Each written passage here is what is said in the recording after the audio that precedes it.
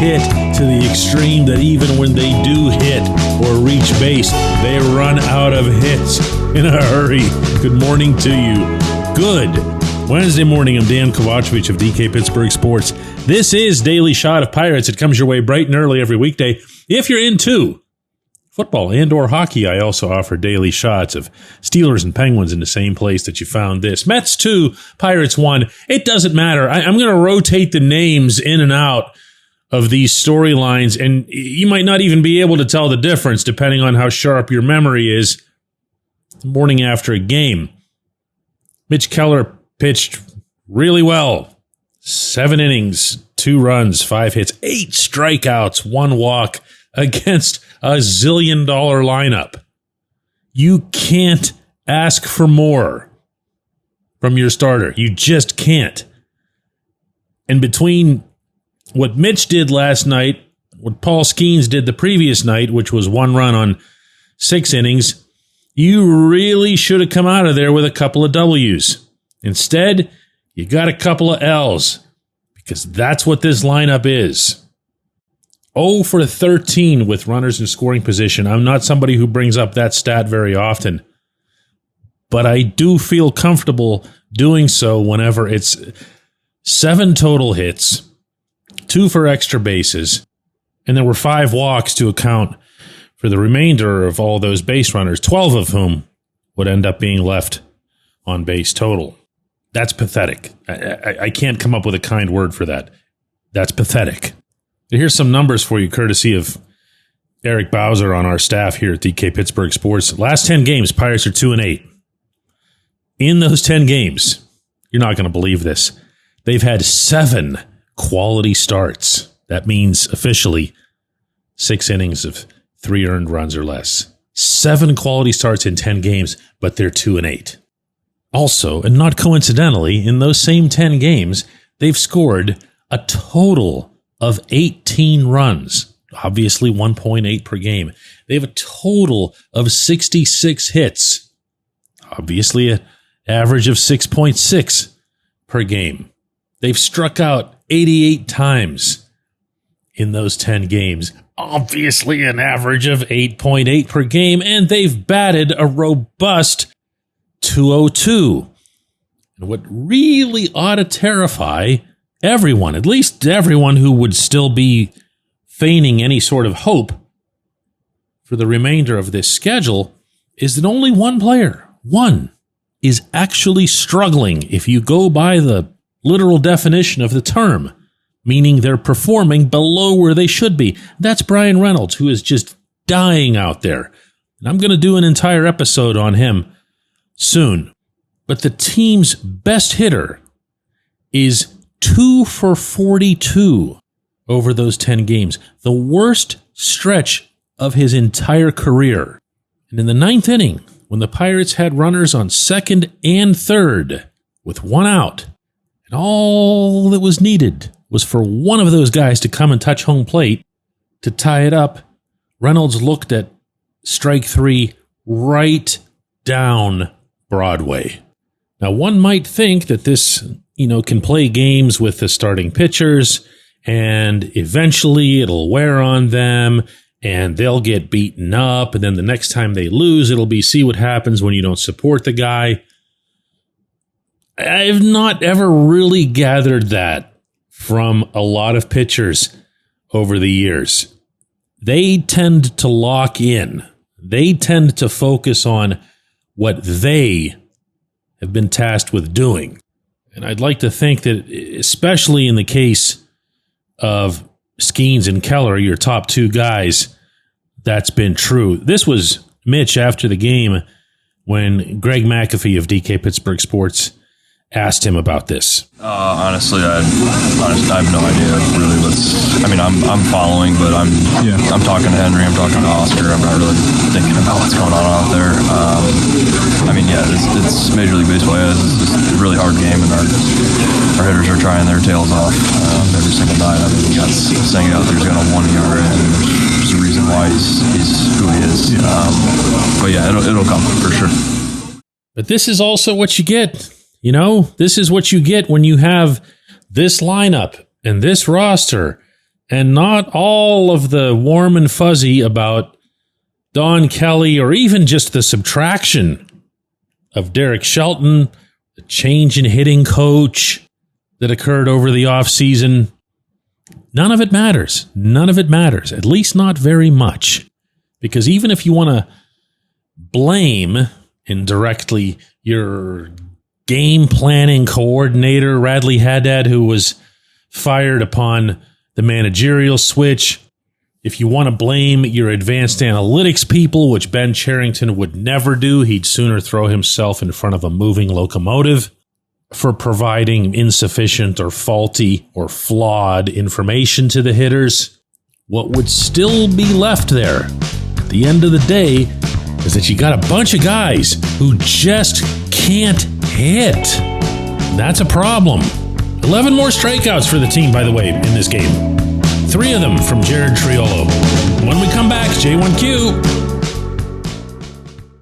If you're looking for a great dining experience, look no further than Northshore Tavern, located directly across Federal Street from PNC Park, next door to Mike's Beer Bar. Northshore Tavern is Pittsburgh's home for steak on a stone. Enjoy your steak finished on a hot lava stone in front of you, where you ensure each piece is cooked to exactly your liking. Or try their rotating selection of entrees, hot sandwiches, salads, and burgers, all while enjoying the ambiance dedicated to the great players and history of the Pittsburgh Pirates all around you. Come see why everyone's talking about Northshore Tavern and steak on a stone.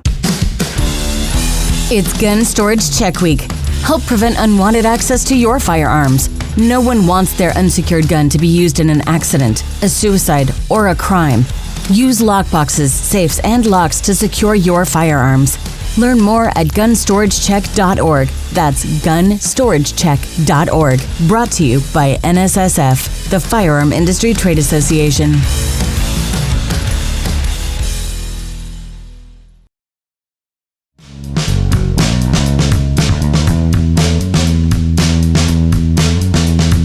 Today's J1Q comes from my good man, Joe Luchak. I want to...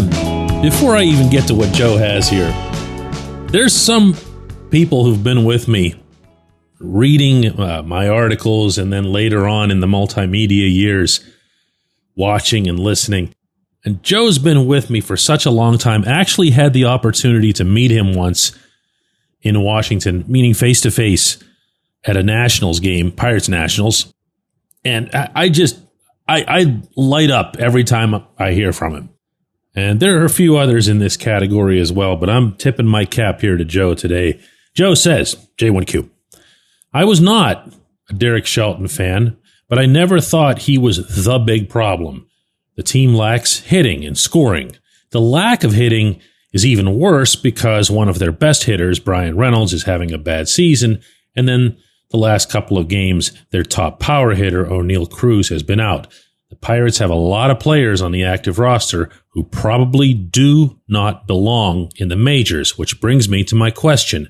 Which position players on this active roster would have a job on any team in Major League Baseball with a winning record? Joe, bring in the fastball with this one. All right, hang on. I have my laptop here in front of me, Joe. Right after I ducked that pitch of yours there, let's call up the Pirates' active roster, because that's what I assume you're saying when you're referring to that. Okay, I'm going to go through these, and you say a team with a winning record.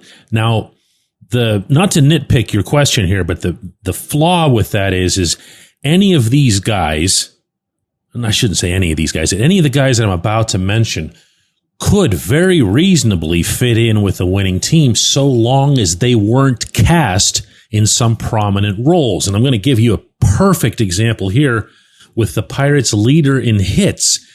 That, believe it or not, I don't know how many people realize this, is Ke'Bryan Hayes, and it's not close. Key has 40 hits. He's also slashing 260, 309, 325. Why don't we notice or care about that? Simple. There's almost no power within that. 6 of those 40 hits have gone for extra bases. 34 singles. But I do feel that because of Key's extraordinary glove, not so much a couple nights ago, but in general, he is an elite defender. You could find a team or teams, probably a few, even in the winning category, even the contenders, who would say, listen, we get enough pop from other parts of the lineup. We really value having this defense here. And if he, comes at us with a 634 OPS, which is what he has right now, we can live with that. All right. So there's one.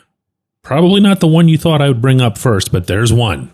Brian Reynolds would be one. He really would. Because this nosedive that he's in right now is the exception and not the norm. And savvy baseball people around the majors should be able to discern the difference. And heck, you know what else? They might be able to help him. If anything, you could think of him the way you do with a buy low stock. He's batting 198. If he ends the season where he has always ended his seasons, in the 270, 280 range, then he's about to go on some insane tear. The only other one, Joe, that I would consider for, possible regular duty would be O'Neal Cruz because of his extraordinary natural gifts and because I will always presume that somebody else can get more out of their players than the Pirates can. And if someone were to ever completely unlock Cruz, oh my goodness. And after that, you'd be talking about guys who would either be seen as projects, prospects that you'd be able to carry in those environments, veteran guys who could be very useful off the bench, having a character guy who can still bring it like an Andrew McCutchen. You could find different roles for different players. So I don't think if you thought my answer was just going to be a flat, oh no, they're all terrible, nobody would want them. That's not realistic when it comes to thinking about how rosters are built. I could even drop in a Jared Triolo who's hitting, my goodness, look at this, 162. But he can do everything in the field. And Shelton wasn't the only guy in baseball who valued that sort of thing. Lots of managers do. Lots of teams do. Oh, you want to know another one? This one's going to sound totally ridiculous, but it'd be Henry Davis. Number 1 overall pick. If they were to see something that they go, wow, I can't believe Pittsburgh's not bringing this up with him. I mean, look at this one thing that he's doing. You can carry that player and hope that the solution works, kind of the way the Pirates did with Joey Bart when the Giants figured out that they couldn't figure out how to get the next level out of him. I appreciate the question again, Joe. I appreciate everybody listening to Daily Shot of Pirates. We're going to do another one of these tomorrow.